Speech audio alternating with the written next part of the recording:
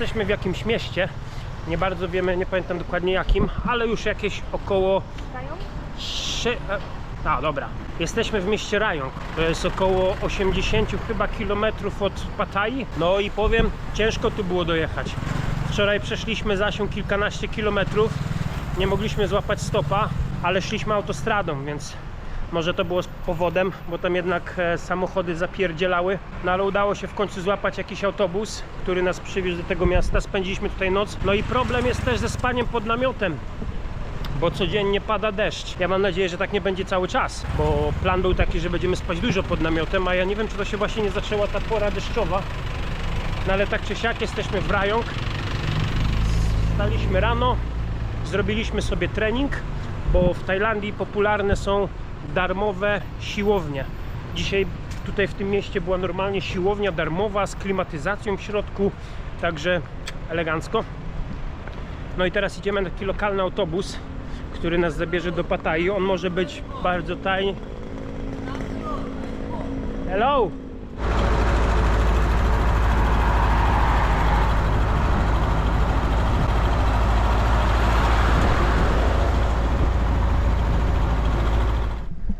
Uwaga, dzieci!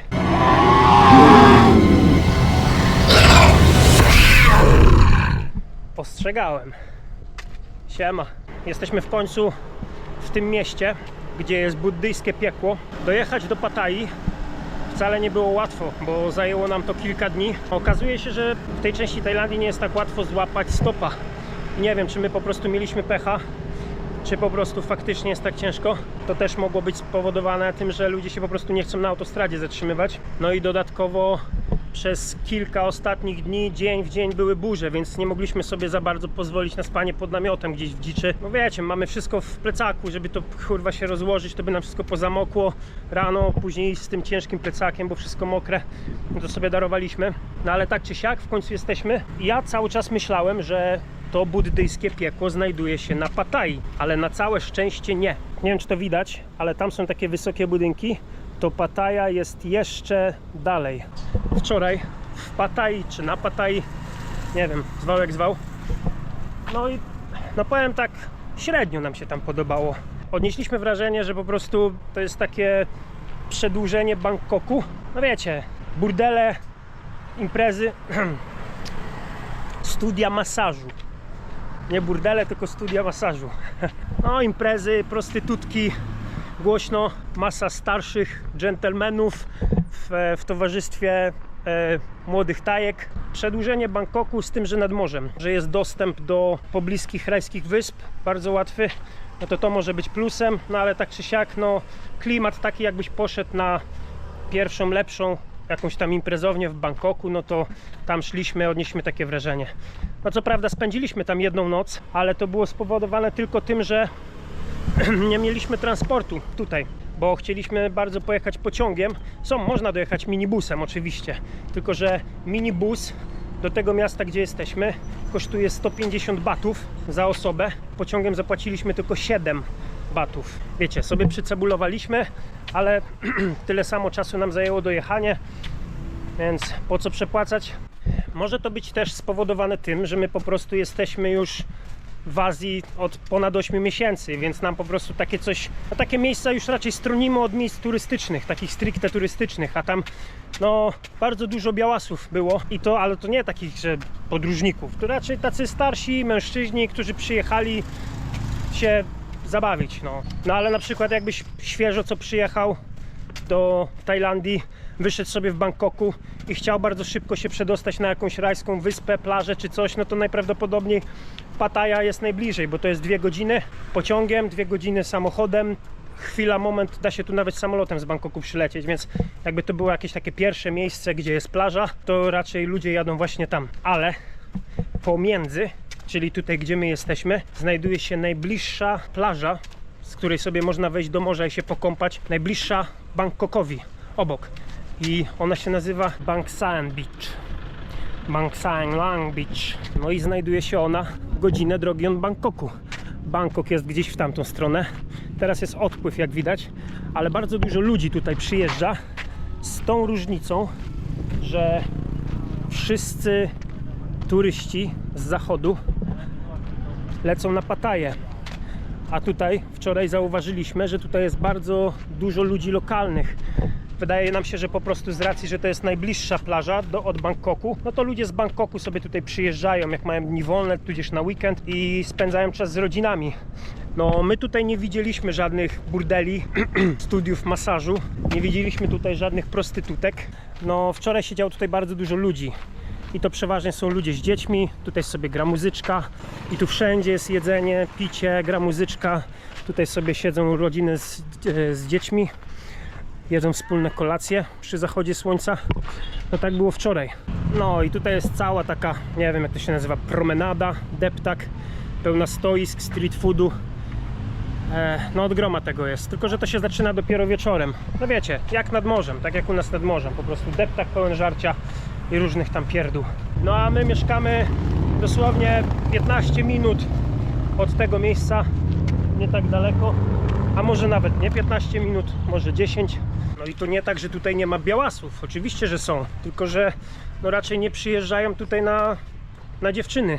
Tu jest jakiś tam pub, muzyczka sobie gra i tutaj siedzą dupeczki tak w takich skąpych sukieneczkach, twarz młodych dziewczynek.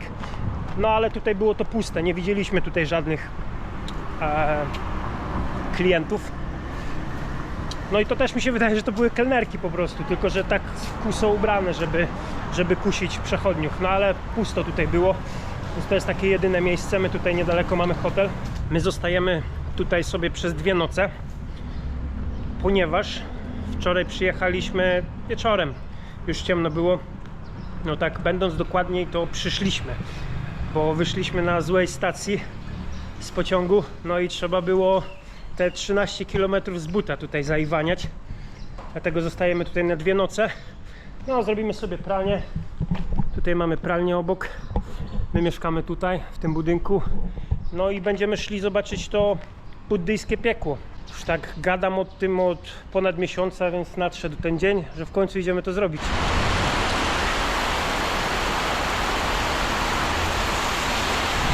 No i można się było spodziewać, że zacznie być burza w momencie, jak wyjdziemy do tego piekła buddyjskiego.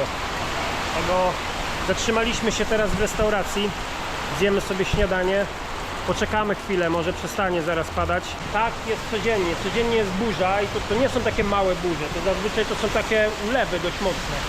Może na północy pogoda jest troszeczkę inna. Na śniadanie zupka. To my lubimy zupkę! Tak. Lubimy zupki, no jesteśmy zupożercami. Zobaczcie, dzioborożce. Piękne ptaszyska. No tak, my już przeszliśmy przez buddyjskie piekło. Ja je pokażę, ale tylko na początku chciałem ostrzec, że w pokazywaniu kar, jakie są za różne przestępstwa i grzechy, są bardzo bezwzględni. Dlatego jeżeli oglądacie to z dziećmi, proponuję, żeby zamknęły na chwilę oczy, no bo sceny są dość drastyczne. Więc ja to pokażę teraz.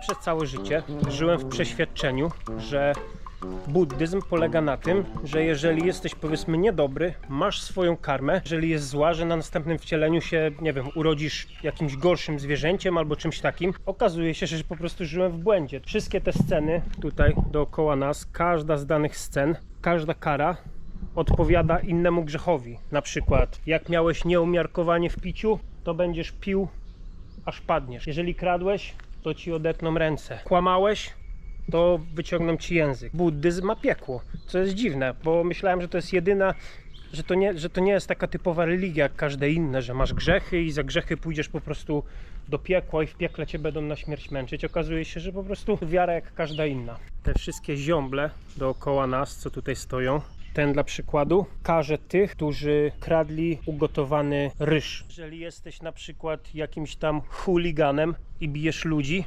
to w buddyjskim piekle będziesz miał do czynienia z tym jegomościem. A Mr. Crevet ukaże wszystkich, którzy są uzależnieni od dragów. Pan Królik przekopie dupę wszystkim, którzy są zazdrośni.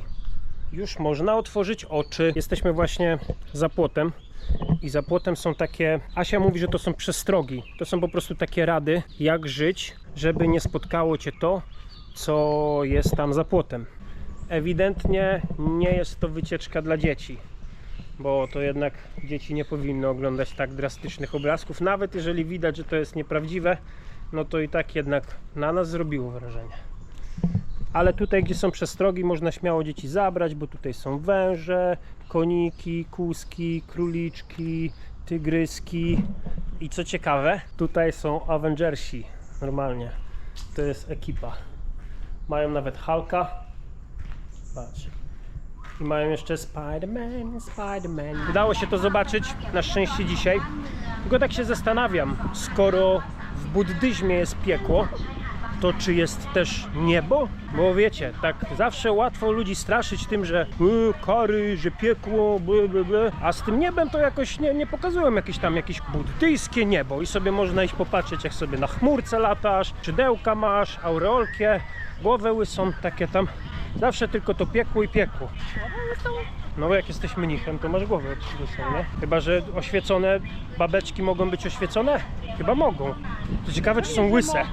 Na pewno w pokazywaniu tego swojego piekła byli bardzo konkretni. Nie tam pierdu, że cię ogień piekielny będzie cię w kotle smalił. Po prostu kradłeś, jeb ręce. Kłamałeś, jeb język. Zdradzałeś, jeb dzida w kniapę. Krzywdzisz zwierzątka, jeb ci utną łeb. Fajnie, że nam się poprawiła pogoda, nie musimy tutaj zostawać kolejnego dnia.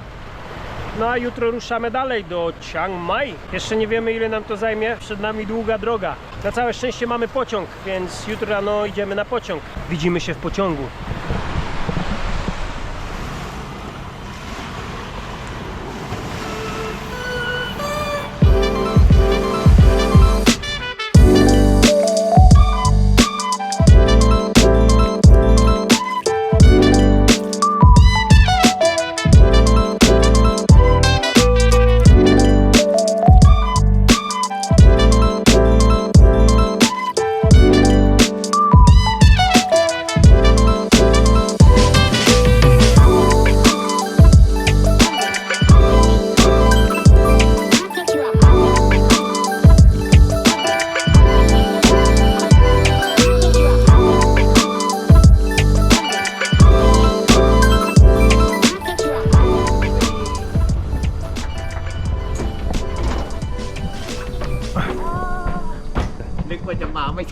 Kopkun kap.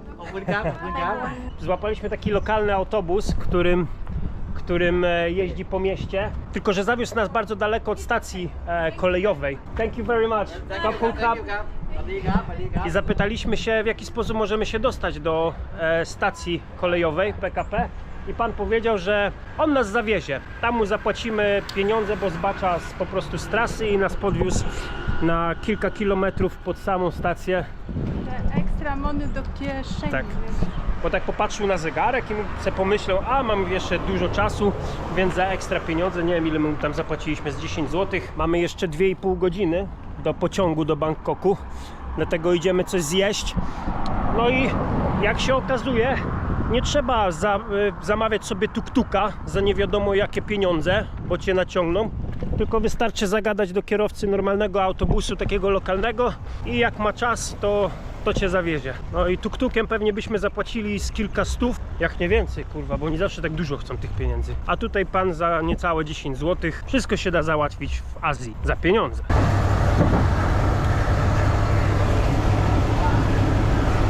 No to jesteśmy już w pociągu. Za godzinę jakoś będziemy w Bangkoku, tam powinniśmy się przesiąść, ewentualnie zostaniemy na noc. bo nie wiem, o której mamy pociąg do Chiang Mai. I ciekawostka, byłem przed chwilą na zakupach i kupiłem taką ciekawą rzecz. A tą ciekawą rzeczą jest wywar z kratomu. Jak nie wiesz, co to jest kratom, to jest taki tutejszy naturalny dopalacz. Rośnie na drzewie w Tajlandii i w Wietnamie. Bo ja ostatnio jadłem jego liście, tylko że wydaje mi się, że zjadłem za dużo, bo tak jak siedziałem, tak mnie ścięło z nóg i poszedłem po prostu spać na jakiś czas. Więc dzisiaj się pani zapytałem, powiedziała, żebym tak wypił 3/4, bo w małych ilościach działa pobudzająco i euforycznie, a w dużych ilościach jako taki środek nasenny, po prostu kojąco i relaksująco. Dlatego dzisiaj postaram się tego wypić mniej. Pani mi powiedziała ile.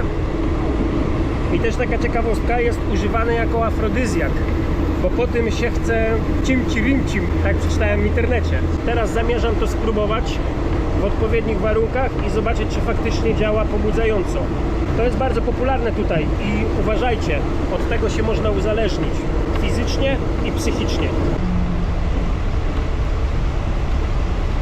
To dla Asi. Gorzkie jest w smaku, o ile pamiętam. Słodkie. Tak? Później wam powiem, jak działa.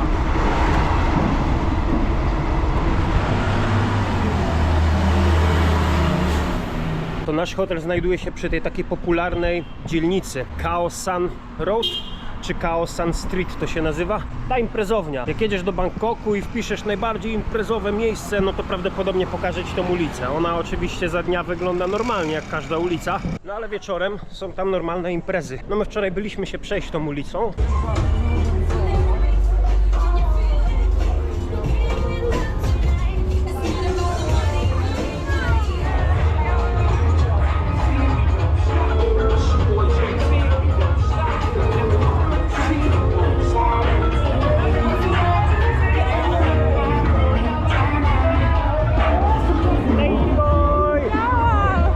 Nie było jakoś specjalnie busy. Kiedy jest najwięcej tutaj turystów, no to jest tam chyba jakoś od listopada do kwietnia. Teraz jest ten taki low season, jest pora deszczowa, ludzi tutaj nie ma.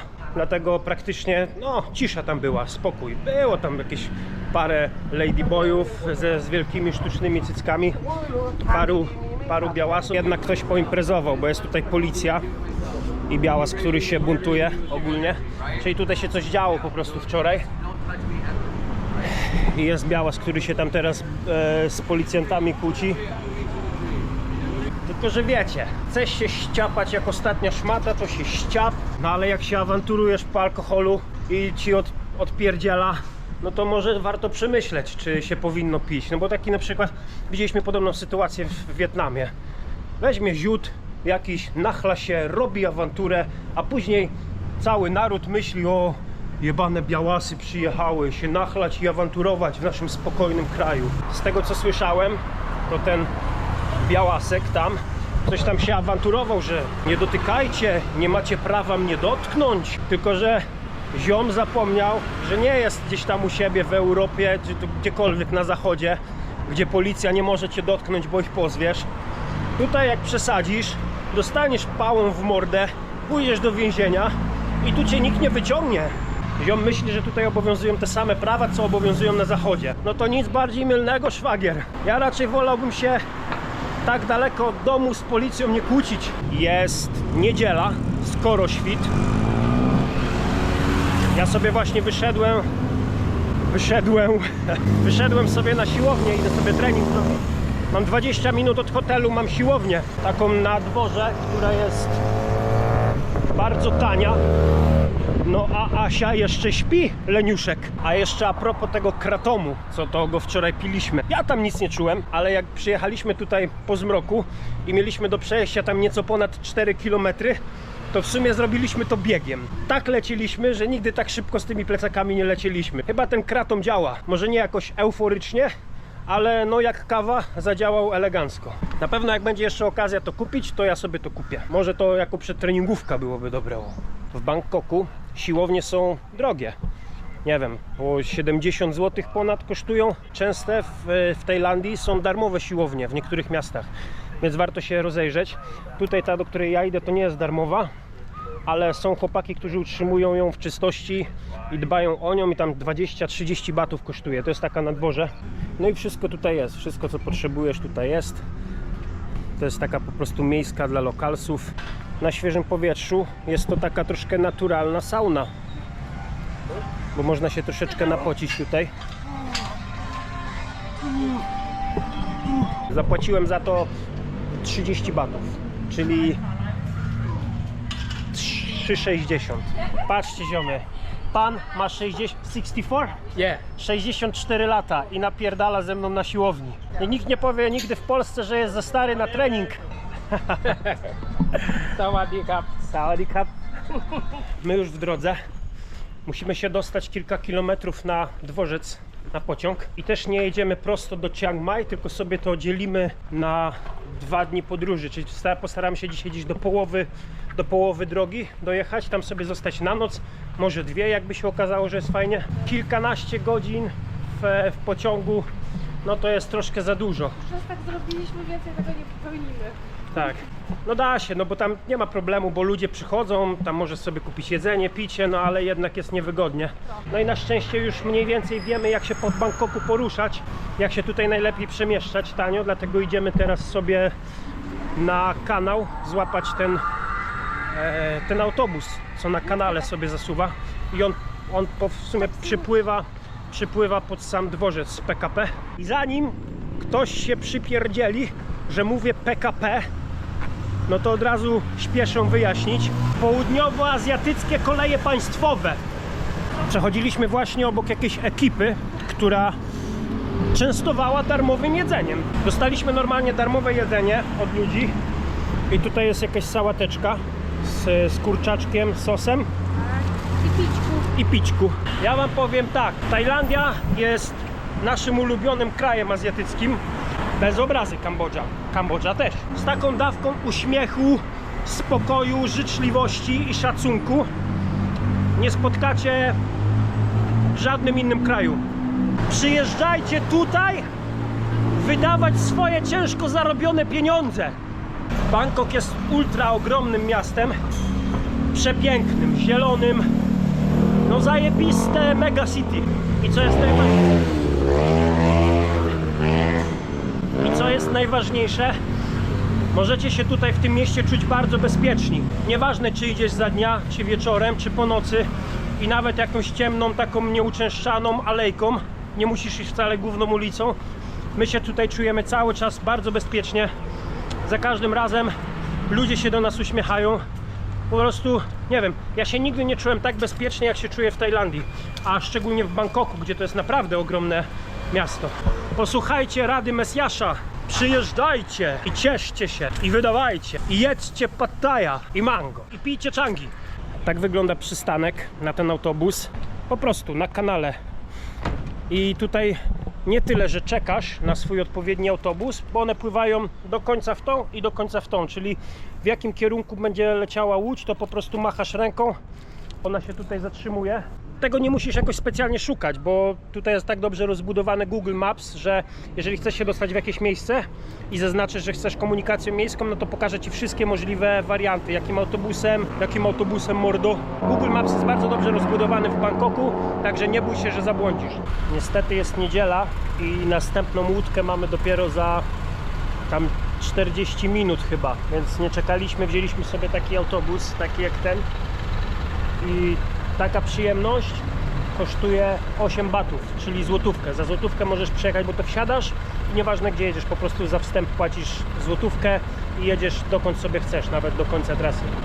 Ale przejażdżka takim otwartym busem to też przygoda.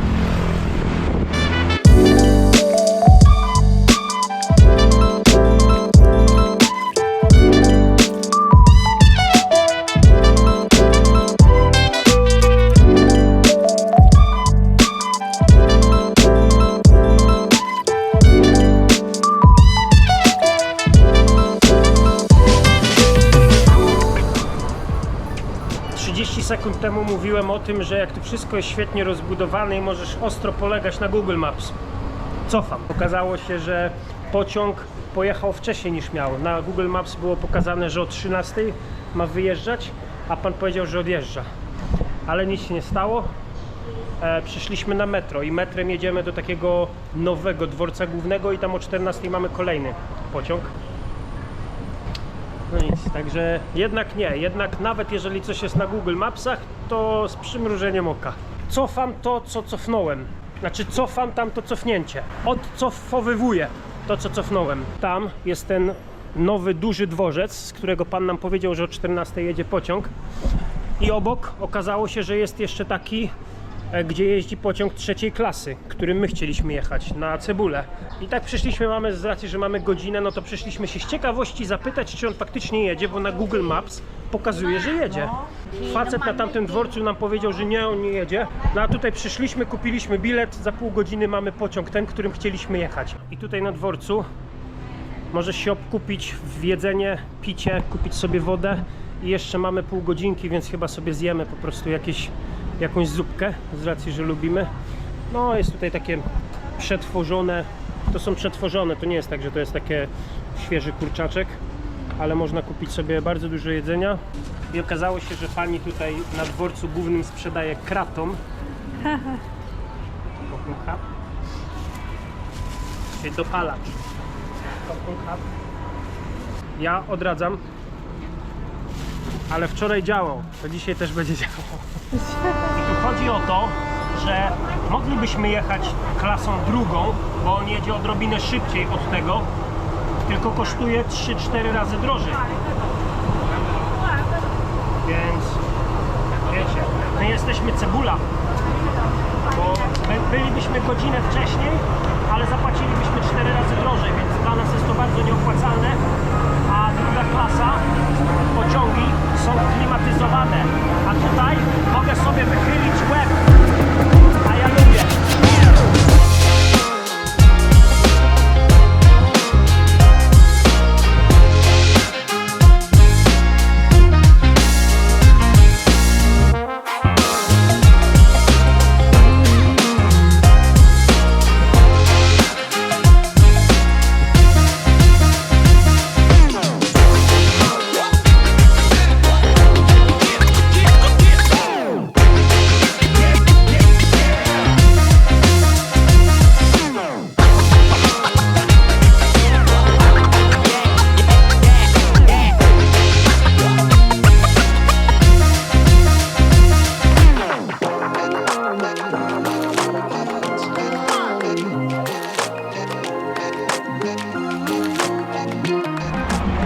Przyjechaliśmy do Chiang Mai. Tym. Po latach. Takim lokalnym pociągiem przyjechaliśmy dzisiaj. Na południu jest cały czas pada deszcz, cały czas pochmurna pogoda. Tutaj odkąd tylko wjechaliśmy w tą centralną część Tajlandii, no to już się zaczęła nam piękna pogoda. I już miałem chwalić pogodę, że tutaj jest piękna pogoda, słoneczna. A okazuje się, że wychodzimy, a to burza. Znaczy nadchodzi dopiero.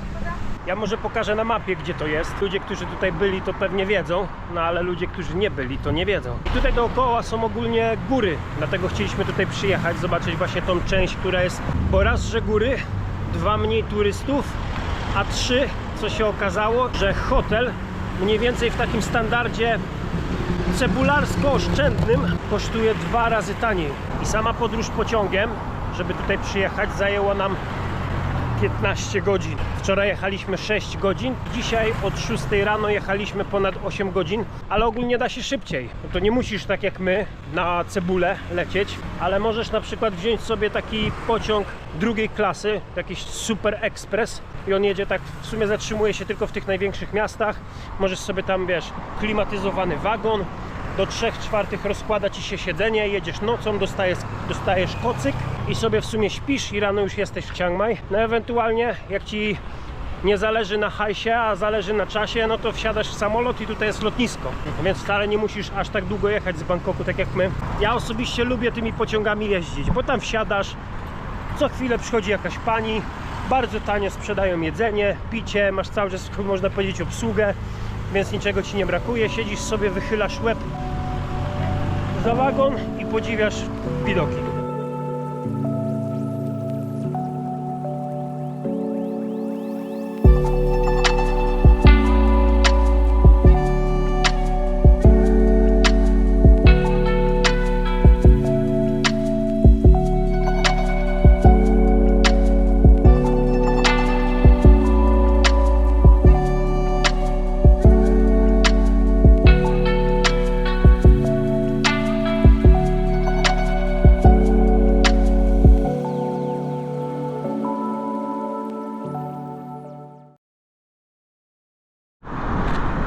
Ja słyszałem, że w Tajlandii są skorpiony, ale to jest pierwszy, którego widzę.